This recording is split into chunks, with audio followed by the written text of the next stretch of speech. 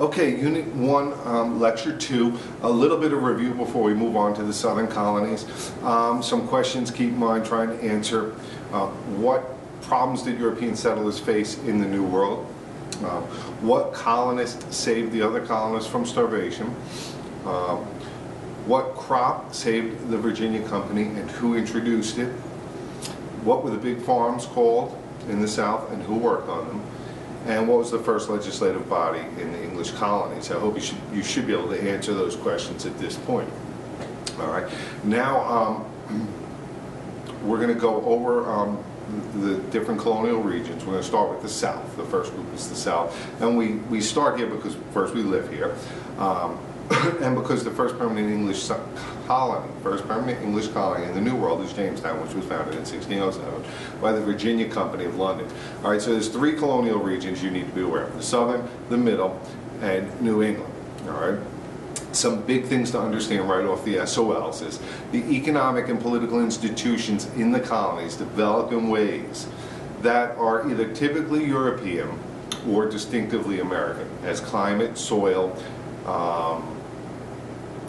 and other natural resources shaped the economic development of the colonial or each colonial region. All right. What that says is geography affects the way the colonies develop. All right. So ask about that in class. Let's discuss it because it's very, very important in New England. All right. And actually in the South too, and it's why they're so different.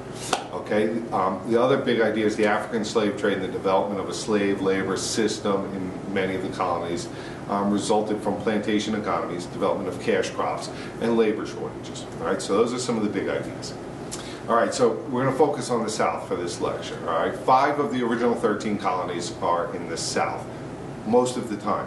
I say most of the time because sometimes Maryland will be put in the middle colonies. All right, so it's on the edge there. Economically, Maryland is very southern. It's slave-based agriculture, but it's religiously more diverse. So sometimes it's in the middle.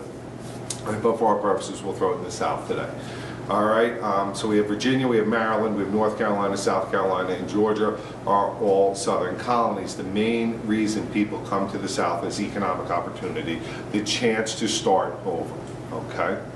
The big church in the South, at least early on, is going to be the Anglican Church, which is the Church of England, okay? That's the main church, and most people keep their allegiance to it. Today, the Church of England in America is called the Episcopalian Church, okay? So the South is going to retain or keep much closer ties to England than the other colonial regions, at least among the very wealthy. Okay. So the first colony in the South I want to look at is Maryland. And this is an example of a proprietary colony.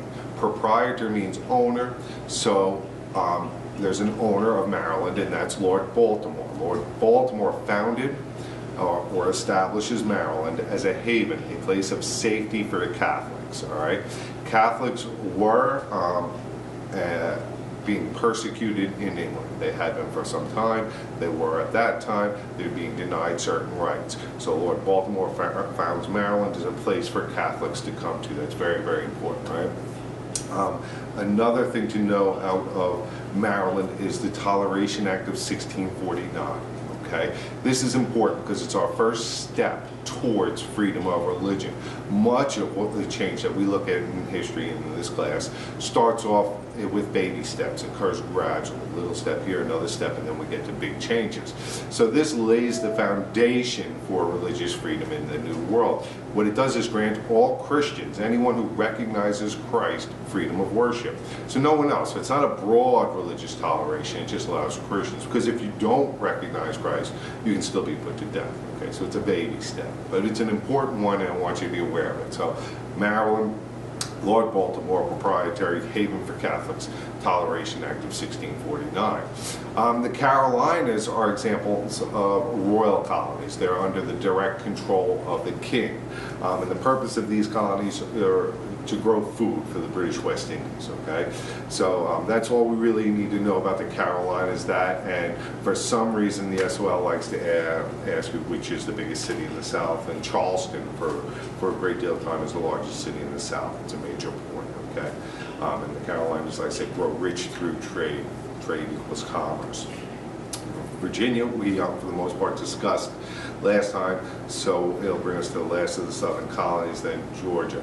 Georgia's founded by a guy named James Oglethorpe. I want you to be aware, Oglethorpe. And he had two purposes when found in Georgia.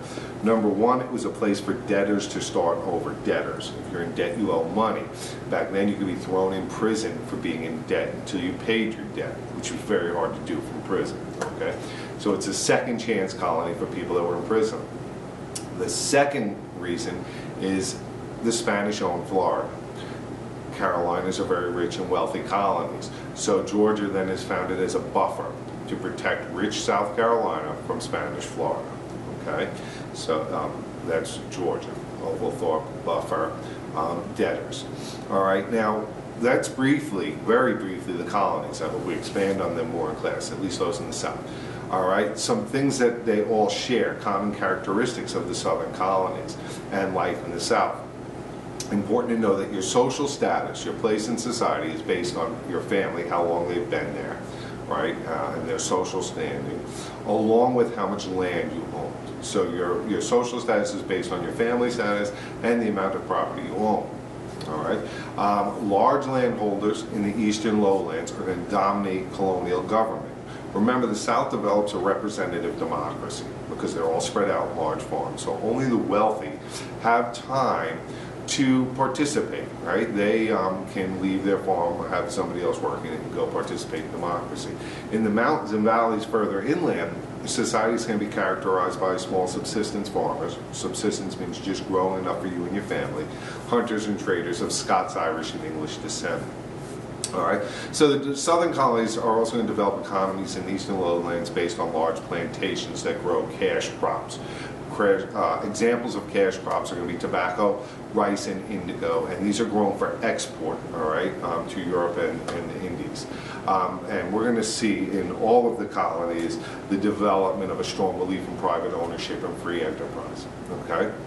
Now, this economy in the South, the growth of a plantation-based agricultural economy in the hot, humid coastal lowlands of the southern colonies requires cheap labor on a large scale. Right? It's miserable conditions, it's very labor-intensive farming.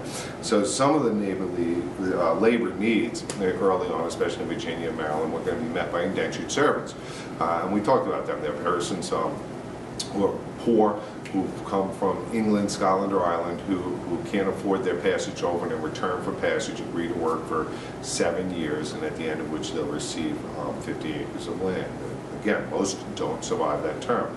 Most plantation labor needs are eventually going to come to be filled by the forcible importation of Africans, okay?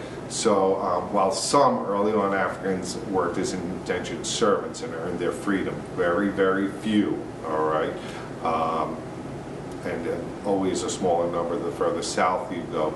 Eventually the South is going to create laws that make slavery a condition of race, okay? And these laws are going to begin in Virginia and Maryland. So they're going to create in the New World the idea of racial slavery, all right? Not slavery. Slavery existed everywhere, all throughout history, but the idea of racial permanent slavery and hereditary is a New World creation.